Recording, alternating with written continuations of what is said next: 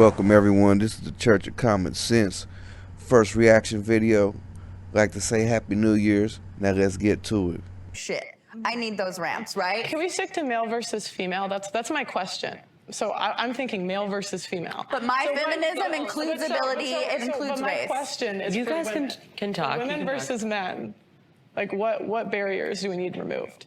Because that's my statement. I'm not stating anything else. I'm stating women versus men.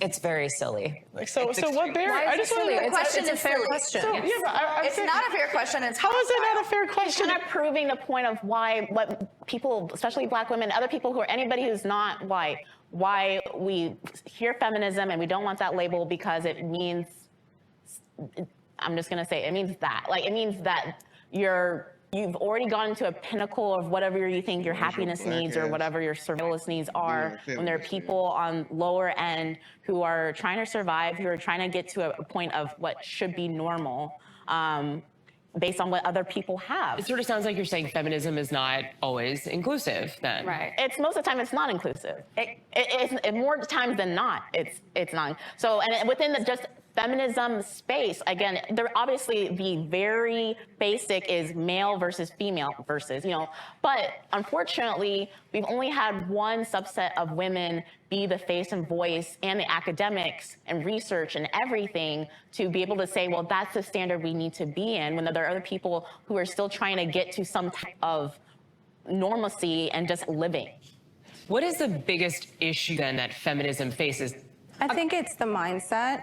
Women taking like the agency, women taking initiative. I think it's mindset holding them back a lot, because if you want to be in a competitive world and compete, you have to have the right mindset. First, I'd like to say it's funny how nobody could answer Pearl's question. No one on the panel. And then the first sister that spoke, she explained why women of color shouldn't even be part of the feminist movement, period.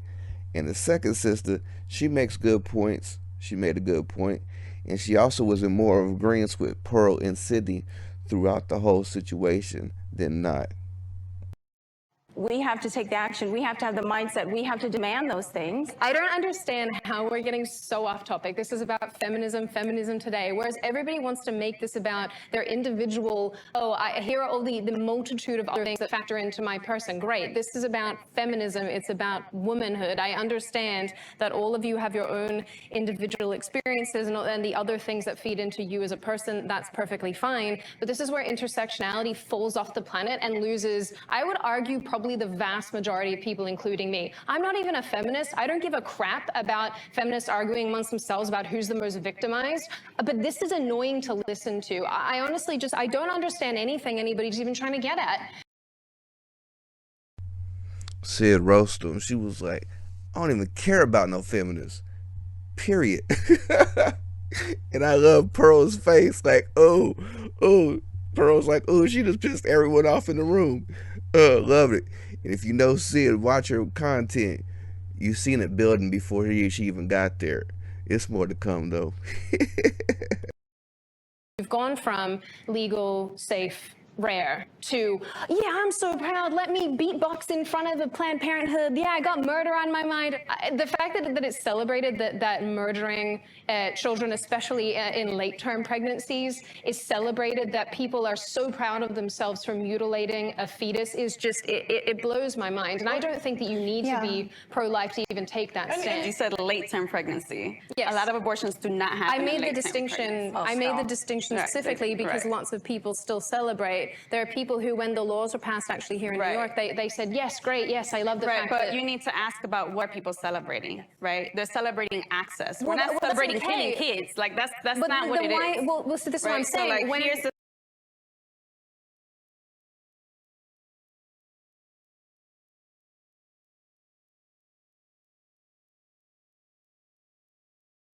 Technical issue, give it just a few.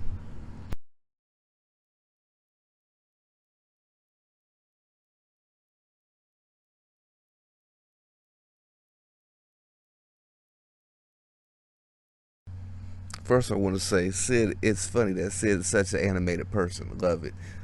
Second, every time Sid about to make a good point, that somebody make sure they cut her off. Being a feminist, crazy. I think women want to sleep around and not have any consequence for it. Hell yeah, we do. Yeah, instead of, taking personal accountability and being on birth control, they just want to like do whatever they want. You say this like it's a bad thing. Yeah. It almost sounds like you said. Can I also ask, do you have any care to empower women, or is disempowering women part of your steez? You see, this is shame, insult, guilt, need to be right. Okay. Why is it empowering to sleep around? No, Why what is I'm it saying empowering? is I feel like you do take the way you speak on women is very sort of women just don't want to do this. Women just don't have this. Women just want to this. And I wonder why you have so much hatred towards women. I don't hate women. Where does that root in? It sounds like you do. I am a woman. I doesn't mean you don't have self-hate. I could be black and still be internalized racism. Exactly. Yeah, I'm saying specific things that you're saying, women don't want to work, women don't want to this, women want to sleep around. Where did you learn these belief systems from? Because, okay, the question was, why does abortion keep getting brought up? 40% of women that have had abortions have had 2 or more. 40%. Good for so, them. so what does that say to me? That means you're using it as a form of birth control, and they don't track the 60%. What kind of abortion? Can you let me finish? They don't track the 60% to say who in the future has abortion. So to me, it's why are they dying so hard for abortion? They want to sleep around with no consequences, even though you have 41 forms of birth control.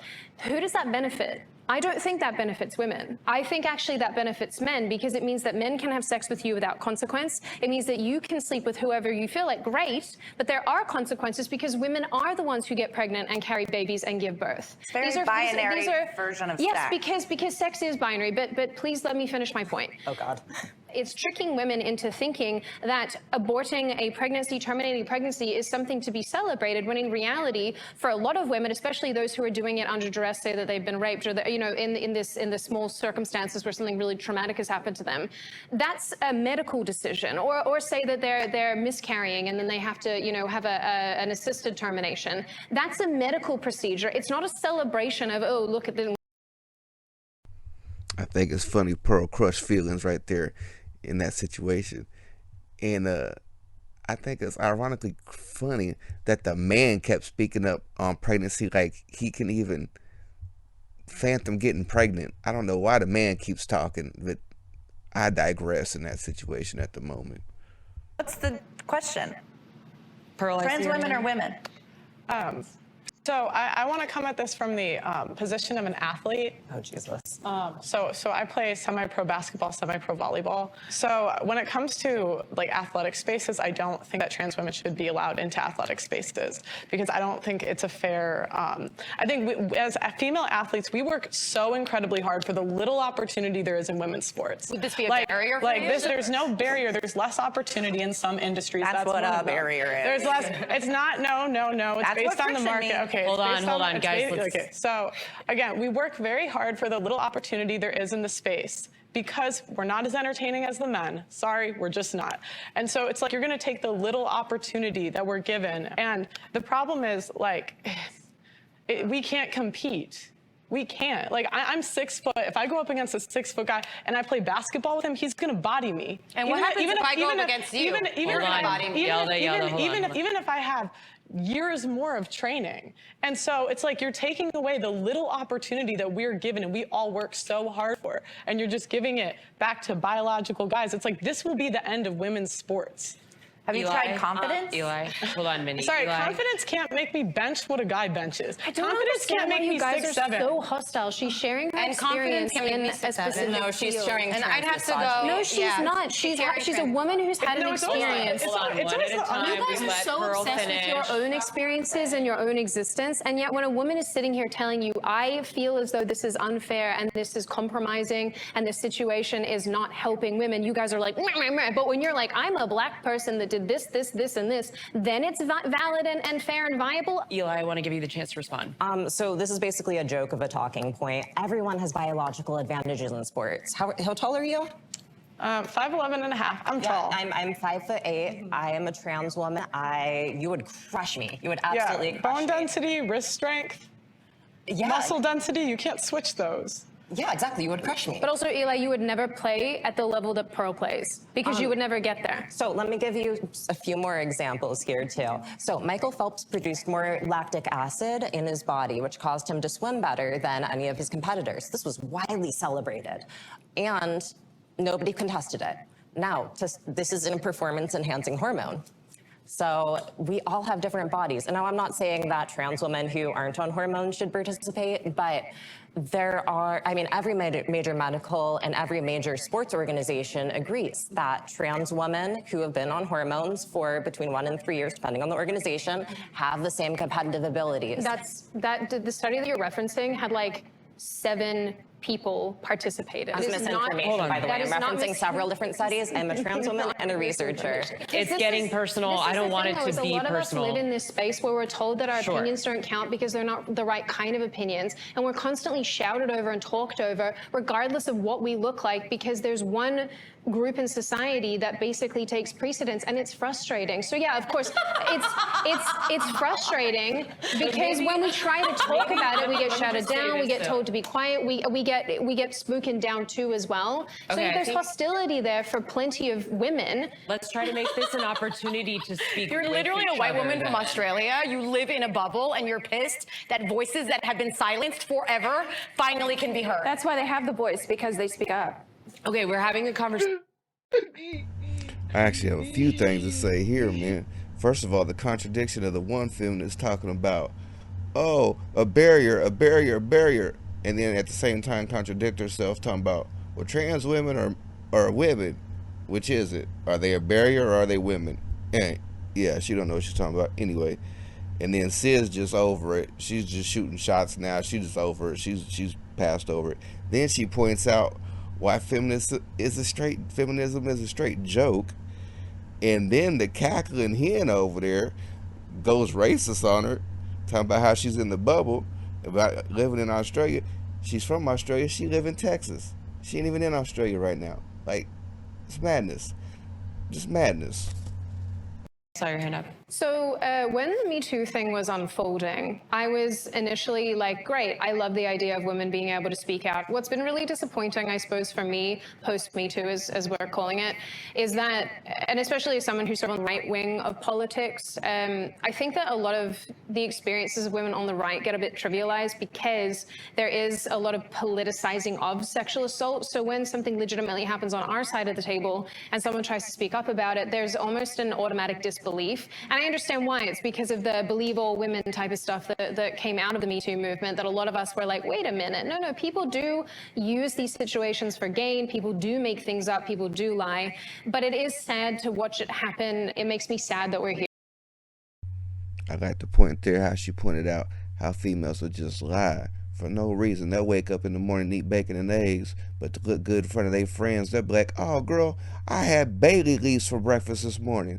Just lie, just constantly lie for nothing. Just to look good. And then they'll stick to it. Be like, I ate bacon and eggs with you. They be like, no, I had Bailey leaves. They will literally stick to their lies. It's crazy. I digress, though. Women need to stick together and figure out what a woman. Figure we end on her beautiful smile, and like she was saying, figure out what a woman is. For some reason that seems to be hard these days. Don't understand it. Pure madness. Let me know what you think in the comment section. Peace.